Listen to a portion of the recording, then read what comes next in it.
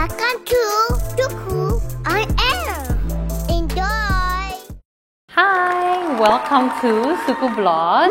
Di sini aku mau cerita sedikit about our eczema journey with Cruz. The few treatment plans that we tried and finally apa yang benar-benar work for Cruz and where he is at right now. Gitu. Jadi di vlog ini aku purely sharing and hopefully kalau memang ada teman, ada family members yang experiencing the same eczema atau eczema ini atau setipe-setipe allergies gitu, hopefully ini bisa menjawab pertanyaan-pertanyaan kalian and hopefully if it helps then hopefully anak-anaknya juga bisa sembuh dan cocok dengan treatment plan yang we experienced gitu. Jadi a little bit of background, I'm Allison, my firstborn namanya Caleb, dia lahir di bulan Juni 2021. Cruz, my secondborn, he's a boy, lahir di bulan Oktober 2023. It all started around November 2023, di mana Cruz itu 1 bulan dan 10 harian. Muka dia ini mulailah keluar dengan titik-titik merah gitu. Pertama dikit banget gitu di pipi. And we never thought it was something big deal karena Caleb sendiri itu around 6 months juga keluar similar thing gitu. Kalau dia di sini di pipi kayak agak-agak bawah gitu. Tapi abis kita telusuri, we figure out that ternyata dia alergi lah dengan tomat. Around 1 years old, everything cleared up, everything was good and sampai hari ini dia makan tomat pun udah oke gitu. Jadi kita juga ya sudahlah mungkin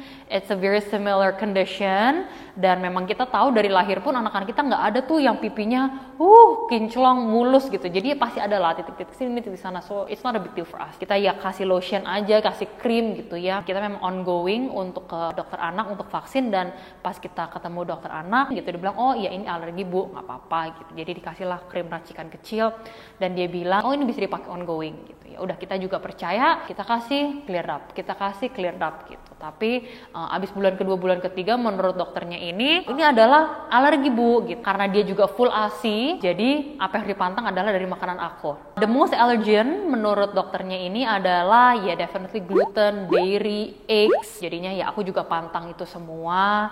Tapi sejujurnya karena keluarga kita itu pencinta susu dan pasta gluten, it was really hard for us. Ya sejujurnya lumayan berat untuk aku gitu ya, pasti adalah colong-colongnya dikit gitu, tapi dokternya bilang nggak bisa bu gitu, kayak ini untuk kita dikit cuma 1 swab, tapi untuk anaknya itu alerginya banyak gitu. Kita coba susu hypoallergenic juga kok nggak mempan gitu ya, jadinya udahlah sama-sama nggak mempan. For me, aku lebih prefer pro ASI gitu, jadinya Cruz was back on ASI lagi. Akhirnya di bulan Februari it got a little worse, lebih parah gitu, udah mulai basah, udah mulai merah, dia udah mulai mengganggu tidurnya dia. Yang sebelumnya Cruz tuh anaknya gampang banget, pokoknya literally kalau malam bangun dikasih susu dia lanjut tidur lagi, nangis dikit kasih susu tidur lagi gitu. Di bulan Februari ini udah mulai mengganggu dia, kira-kira mukanya seperti ini. Kita direkomendasikanlah kepada dokter satu ini, lumayan terkenal di Jakarta, yang memang banyak handling anak-anak alergi. Pas kita ketemu beliau bilang, oh ini bukan food allergy bu, gitu. Karena area yang paling parah untuk Cruz tuh di muka gitu ya, leher. Kebanyakan tuh di lipatan tangan ini, di elbow, di jari-jari, di lipatan kaki, di lipatan paha gitu. Tapi surprisingly di pantat itu bersih, di perut itu juga bersih, di punggung itu juga bersih, adalah di leher dikit-dikit di situ di sini. Dokternya bilang ini mungkin bukan food. Kalau food, jadi kalau memang di alergi ya satu badan alergi gitu. Jadi dokternya bilang ini pasti sesuatu yang kontak. Jadi kita disuruhlah menelusuri barang-barang apa saja yang Cruz itu kontak. Dia bilang tapi dari yang kontak bisa dieliminasi adalah deterjen. Deterjen Cruz ini aman karena di badan dia kena baju pun itu oke gitu kan. Jadi dia bilang apakah tungau, apakah debu, apakah deterjen kita potensial gitu, karena kan di dalamnya dia aman, tapi yang muka yang nggak kena baju itu yang paling flare up, yang paling gatel-gatel gitu. Jadi dari sana kita udah mulai jaga kebersihan, karena anak kita juga cowok-cowok, jadi kita nggak punya boneka sih honestly. Jadi kita ganti spray seminggu sekali, kita vakum deep cleaning yang mungkin banyak dipanggil-panggil jasa-jasa di luar sana, kita vacuum itu 2 minggu sekali, including sofa, curtain, bantal, gulingnya dia juga kita 2 minggu sekali kita cuci, gulingnya kita cuci gitu, bukan cuma sarungnya doang karena gulingnya dia cinta banget sama guling. Jadi everything kita udah as clean as possible. Dan dari sana dokter recommended krim steroid. Kita kan lumayan awalnya kayak gitu ya krim steroid gitu, tapi kalau menurut beliau sebenarnya steroid ini nggak harus dimusuh as long as it's by the dosage of the doctor and nggak melebihi 14 hari. It should be safe. Jadinya ya udah kita mengikuti rekomendasi dari beliau. Kita dikasih lotion dan obat sabun juga, itu merek yang lumayan beredar di marketplace gitu. And bener lah gitu, nggak sampai 3 hari itu udah clear up, udah bagus. Tapi sadly dalam 2-3 hari keluar lagi. Kita apply lagi 2-3 hari keluar lagi, apply 2-3 hari apply.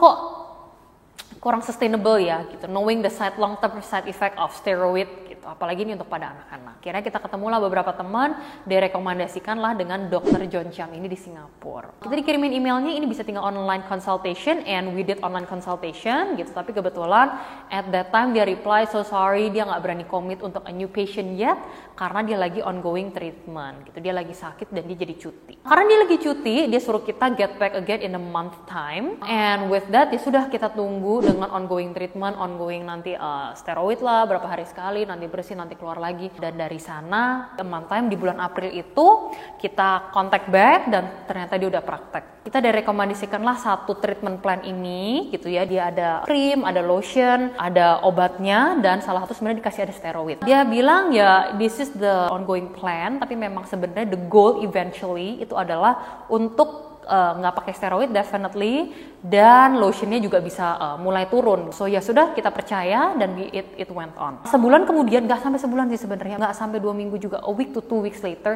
skin literally cleared up gitu dan bagus. Kita merasa kayak cocok juga gitu ya.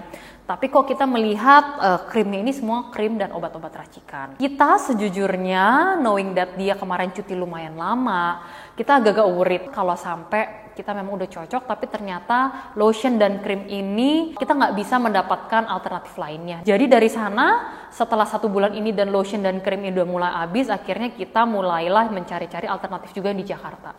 Lotion, krim yang mungkin lebih sustainable bisa dicari di Jakarta, dan if there's any emergency situation, kita bisa tinggal datang ke dokternya gitu. Soalnya Singapura lumayan gitu ya, quite a distance, belum lagi hari-hari dia cuti, lagi treatment sakitnya dia gitu. Ya sudah, jadi setelah 1 bulan itu walaupun mukanya udah bersih, akhirnya kita cobalah ganti dengan lotion kita sendiri. Di saat-saat lagi flare up kita balik lagi ke steroid dia, balik lagi ke krim dia, tapi not full 100% his treatment. Honestly, it did not really went great. Balik lagi flare lagi gitu. Nah akhirnya karena juga belum mendapatkan solusi di Jakarta dan kita juga nggak tahu what happened dengan Dr. John Cham ini, kita direkomendasikan oleh teman-teman coba deh go for an allergy test. Jadi kita coba allergy test. Honestly untuk kita, ini cruise kira-kira di 7 bulanan, kita lumayan kasihan, kita belum sampai hati untuk do a prick test on him. Walaupun kita tahu prick test tuh the level of accuracy is one of the higher ones, tapi kita belum sampai hati untuk allergy test untuk dia gitu. Jadi akhirnya di bulan Mei itu we did this allergy test namanya bioresonance test. It's using the magnetic wavelength gitu ya. Mungkin kalau mau in-depth tahu caranya bisa di Google sendiri. Tapi basically it's a non-invasive test di mana anaknya disuruh duduk, nggak boleh dipangku karena nanti it's gonna mess up the whole wavelength. Tapi dicarilah alerginya dia. Jadi nanti alergennya dikeluarin 1 botol, nanti metalnya ya naik atau ke kanan kiri gitu. Kalau yang kena atas bawah itu nanti positif, kalau yang ke kanan kiri negatif, or one of that lah gitu. Tapi jadinya keluarlah 300 list yang dites, dan yes, it came out that Cruz was allergic to a lot of things, including dairy, gluten, cheeses definitely, yogurt, milk, eggs, fish surprisingly not, ada juga food coloring, gitu-gitu. Jadinya the list was pretty extensive gitu kan, tapi yes, knowing that this is a non-scientific test, kita juga yang kayak ya sudahlah gitu kan, tapi at least it's a good start, let's give it a try. Kita coba juga eliminate semuanya. And one of them yang keluar adalah sebenarnya dialergi dengan susu ASI aku, tapi memang juga karena I have been consuming those allergen, the gluten, the dairy, dan karena dia minum susu ASI aku, jadinya ya allergi tesnya susu ASI itu juga keluarlah sebagai positif gitu. Jadi tapi yes, definitely kita coba eliminate all those allergen. Not that much difference honestly gitu. At the same time, kita juga balik lagi coba beberapa susu hypoallergenic karena honestly untuk aku nggak minum gluten dan dairy was pretty tough for me. Walaupun kita coba ganti ke oat milk, nut milk, almond milk, kok nggak any significant better gitu. Jadi akhirnya kita coba juga hypoallergenic milk, which did not went so great. Aku specifically for hypoallergenic milk to try new things, aku coba itu selalu siang. Jadi if anything happen itu langsung kelihatan gitu. And the first hypoallergenic milk that we tried tambah flare up. Ya udah calm down lagi, balik ke ASI lagi gitu kan. Anyway, Cruz did not really like it gitu. Jadi kayak I did not try to force it. Juga dibilang, mungkin kalau alergi itu harus banyak dari probiotik, vitamin D, zinc, iron, pokoknya karena dia mulai empasi juga ironnya takut kurang gitu kan. Jadinya kita juga udah kasih supplements, all the supplements udah ongoing. And then kira-kira di bulan Juni, karena the skin flare up did not go any better, kira kita coba-coba dengan pediatric dermatologist lainnya di Jakarta. Kita pergilah konsultasi dengan beliau. A few recommendation dari beliau, definitely one is steroid yang harus dimusuh. As long as it's under the observation of the doctor, dosisnya pas, nggak keberlanjutan, gitu-gitu. Dia bilang sebenarnya itu aman. Kedua, harus konsul balik. Itu kesalahan kita kedua. Pas kita kemarin ke dokter John Cham, kita nggak konsultasi balik, oh mukanya udah bersih nih, ya sudah gitu kan. Udah kita ongoing aja dengan lotion-lotion dan krim-krim kita sendiri. Itu kesalahan kedua kita. Jadi kita kali ini kita did our best to come back. Pokoknya disuruh konsultasi 2 minggu lagi, kita balik lagi gitu. Ketiga, dia menjelaskan kalau eczema ini nggak 100% dari alergi. It's about the skin barrier. Jadi kalau dia menjelaskan yang gampang gitu ya, kulitnya itu adalah tanah yang saking keringnya itu tuh kayak cracking gitu kan. Jadi kan ada karena cracking, mungkin fotonya kayak gini gitu ya, cracking karena ada bolong-bolong, das, kotoran, makanan itu masuklah kenyerap ke kulit-kulitnya ini yang bikin dia flare up. Karena dia flare up, definitely infeksi bakteri dan it gets worse. Jadi with that, her recommendation was to give lotion and cream untuk mengisi bolong-bolongnya ini di tanah yang kering ini gitu. Di saat bolong-bolongnya ini terisi, bakteri, makanan, kotoran, allergen itu walaupun kena itu nggak sampai nyerap ke dalam. So that was her explanation. Dan dari treatment plan beliau ini adalah kita ongoing steroid 2 kali sehari. Nanti dari 2 kali turun jadi 1 kali dan 1 kali obat. Nanti abis dari 1 kali obat, ganti yang steroid ini turun jadi 2 kali obat. Nanti dari 2 kali turun gitu, and so on. Gitu. Tapi setelah kita balik jadi abis kita turun dari 2 kali steroid ke 1 kali steroid, kok udah mulai flare up lagi gitu kan. Jadi akhirnya kita balik lagi konsultasi dengan beliau, dan beliau bilang, oh ini mungkin karena kemarin pakai obatnya kurang lama. Jadi balik lagi lah ke 2 kali sehari steroidnya, dan dia bilang ini suruh ongoing untuk 1 bulan.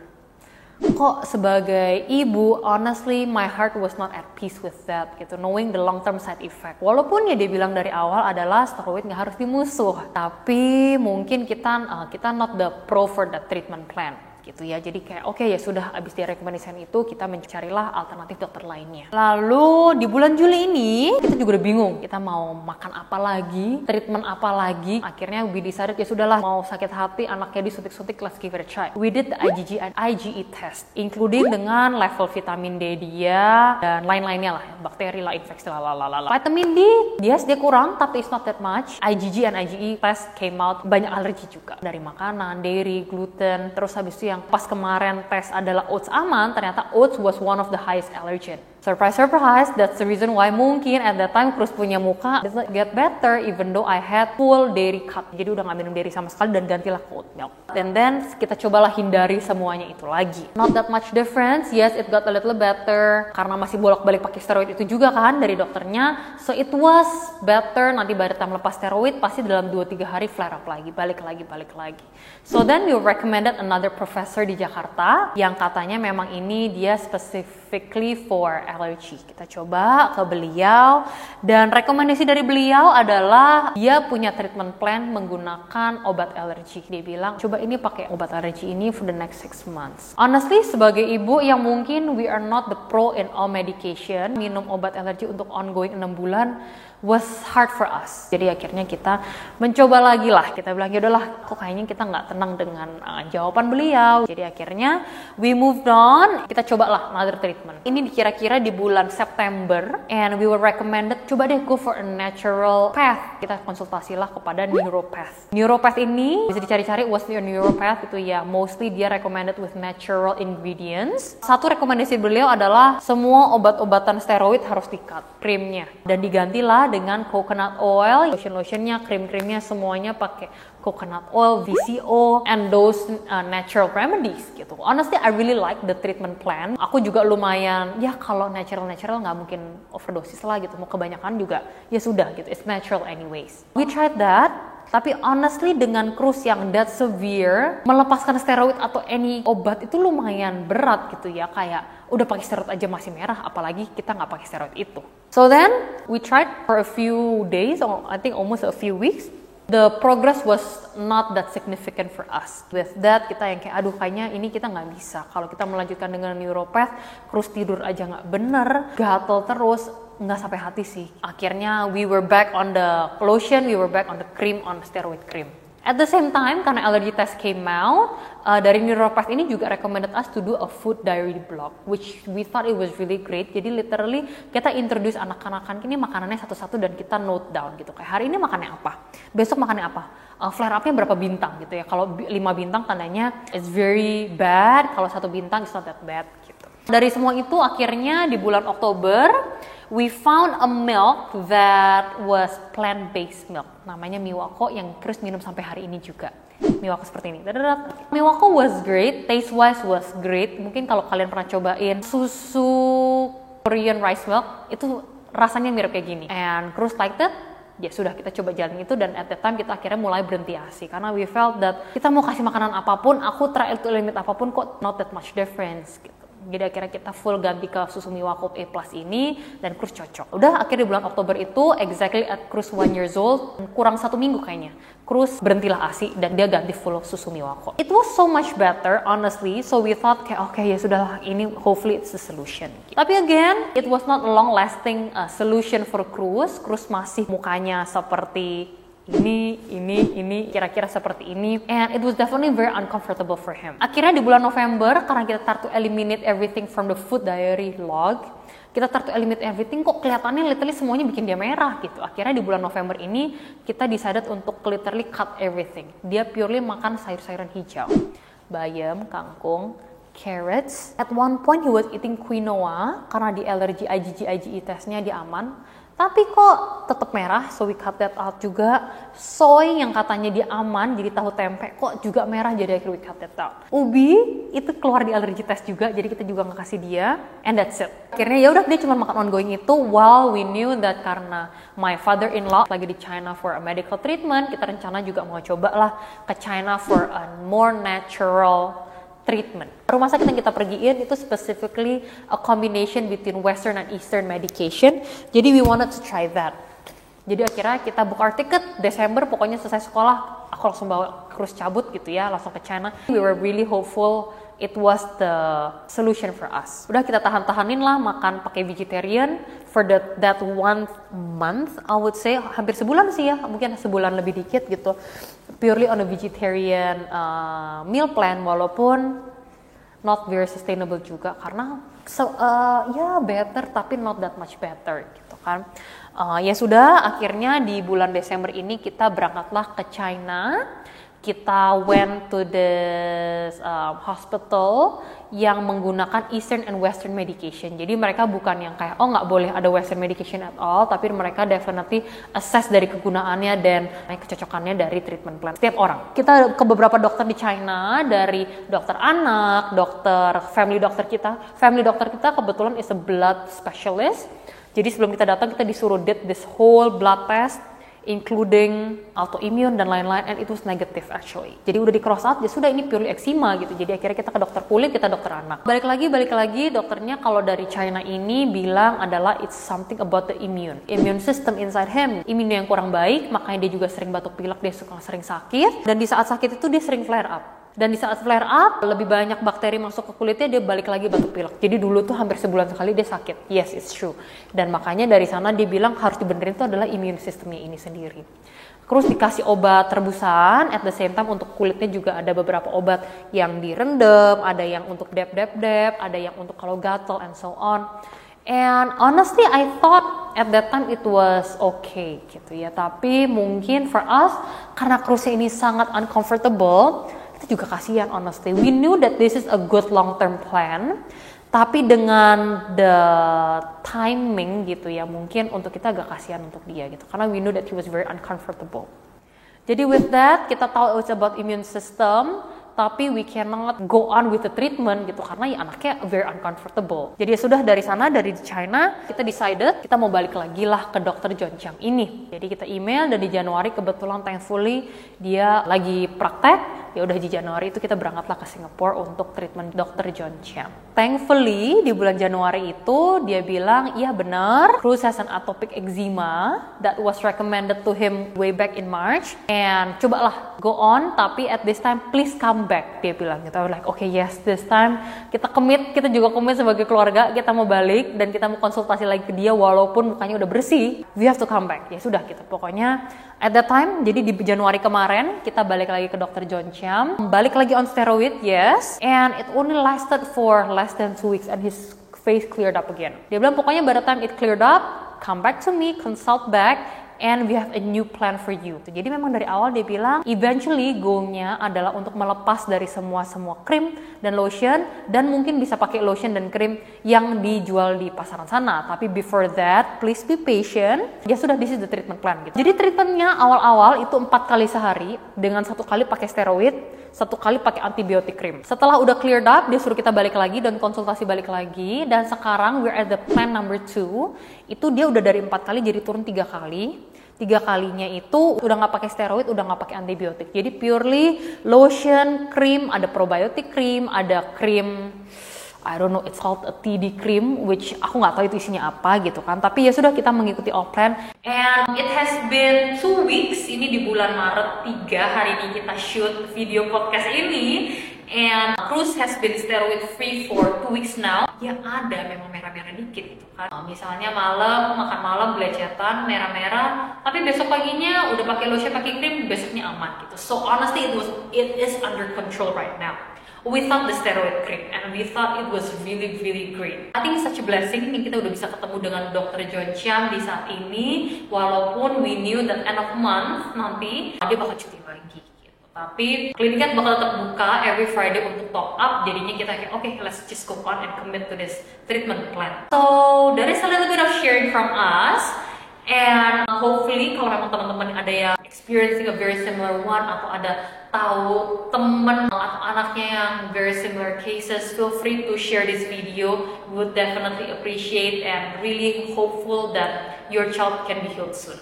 Aku mau menjawab few Q&As about atopic eczema ini setelah menjalani Cruz punya skin issues for the past 13 months. First, pertanyaan paling sering ditanya, jadi Cruz alergi apa? Banyak banget teman-teman yang tanya ini.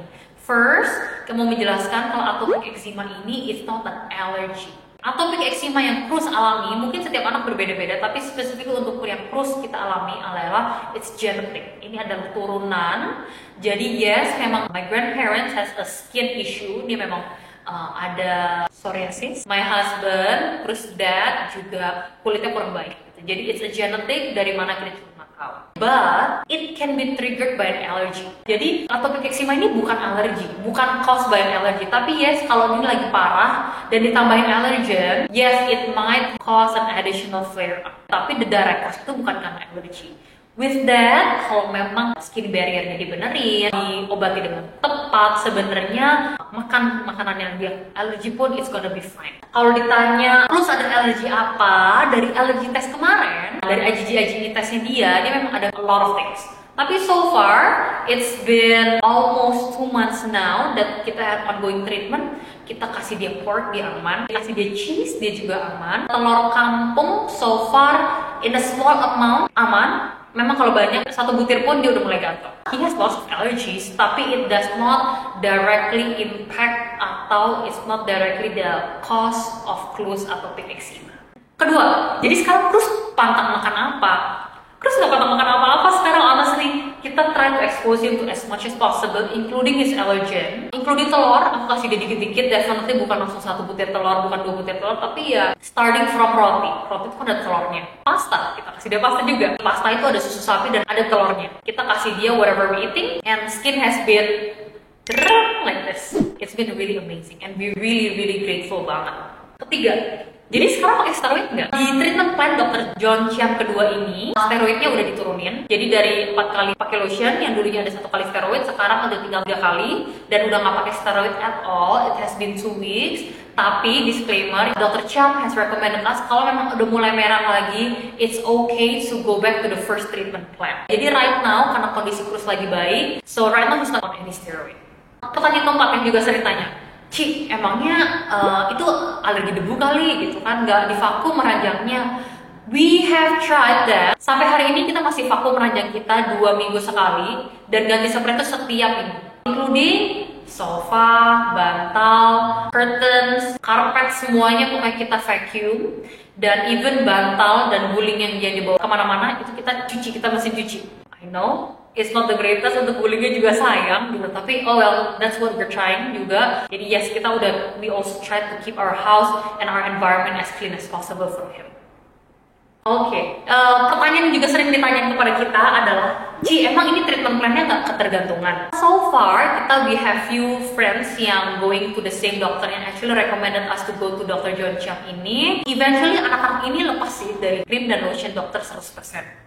Mereka sekarang cuma pakai krim dan lotion yang bisa beredar di marketplace, dan so far it has been great. Jadi kalau ditanya ketergantungan, enggak. The fact that mereka bisa lepas, that means the cream is nggak ketergantungan. Definitely the long term plan is mungkin dari 4 kali ke 3 kali, nanti dari 3 kali turun lagi gitu ya. Hopefully eventually it's gonna deteriorate until eventually anak-anak ini bisa pakai krim dan lotion apa aja. Ini juga pertanyaan yang sering ditanyakan kepada kita, Mam, treatment plan-nya ini harganya berapa? Gitu. Honestly, dokternya ini nggak ada harga satuannya. Nggak ada yang kayak, oh ini lotionnya ini harganya segini, konsultasinya segini, gitu. Jadi pokoknya ya udah kita konsultasi dan ini yang mana yang kamu mau top up. Gitu. Jadi honestly, I don't know harganya untuk konsultasi dengan beliau, tapi so far the treatment plan has always been different, makanya kita juga nggak tahu exactly pricing wise of the cream and the lotion itu berapa. Gitu, tapi setiap orang, setiap anak kan punya treatment plan masing-masing gitu. And I think it's gonna really vary per child dan per kondisi anak-anak sendiri. Jadi untuk teman-teman yang experiencing the same one, a similar case atau whatever situation that you are in, stay positive, stay strong. Definitely you are a great parents and I know you're doing your best. And aku percaya kalian pasti bisa mendapatkan solusinya, and hopefully this video can inspire you guys. Disclaimer sedikit, ini video adalah based on our experience. Mungkin setiap anak mengalami hal-hal yang similar atau berbeda, tapi this based on our experience. And disclaimer juga, kita bukan a medical doctor. This is just us sharing our experience to tackle our sons atopic eczema. I think that's it from me. Kalau ada pertanyaan lain, feel free to put down in the comments below or shoot us a DM, and we'll be more than happy to share with you and hopefully bisa menjawab pertanyaan-pertanyaan kalian. Bye!